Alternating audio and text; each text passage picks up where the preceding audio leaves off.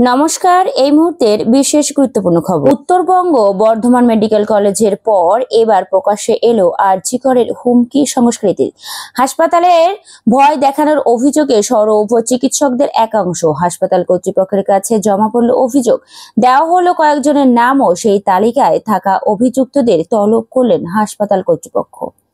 আরজি কর মেডিকেল কলেজের অধ্যক্ষের অফিস থেকে বিজ্ঞপ্তি জারি করে এই অভিযোগের কথা জানানো হয়েছে।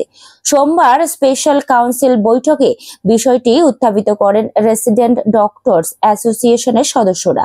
তারপরই নড়েচড়ে বসেন হাসপাতাল কর্তৃপক্ষ। অভিযোগ, হাসপাতালের মধ্যে ভয়ের পরিবেশ সৃষ্টি করছেন কয়েকজন চিকিৎসক, ফলে গণতান্ত্রিক পরিবেশ নষ্ট হচ্ছে।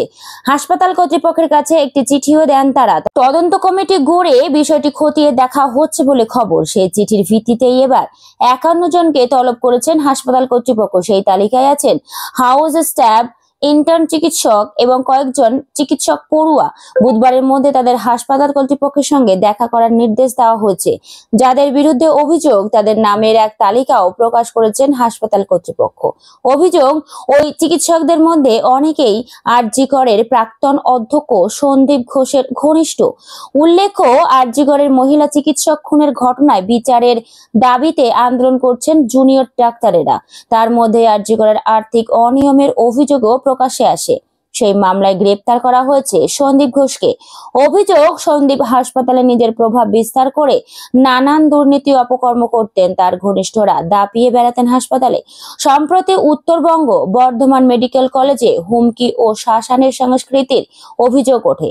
সেই অভিযোগকে সামনে রেখে বিক্ষোভ শুরু করেছেন চিকিৎসকদের একাংশ। উঠে আসে অভিক দে, বিরূপাক্ষ বিশ্বাসদের মতো চিকিৎসকের নাম। এবার সেই থ্রেড কালচারের অভিযোগে সরব হলেন আরজি করের চিকিৎসকেরাও। এমন সব নিত্য নতুন সংবাদ পাওয়ার জন্য অবশ্যই আমার চ্যানেলটিকে সাবস্ক্রাইব করুন এবং বেল আইকনটি প্রেস করে দিন, যাতে সবার আগে সংবাদটি আপনার কাছে পৌঁছে যায়। লাইক শেয়ার অবশ্যই করুন। নমস্কার।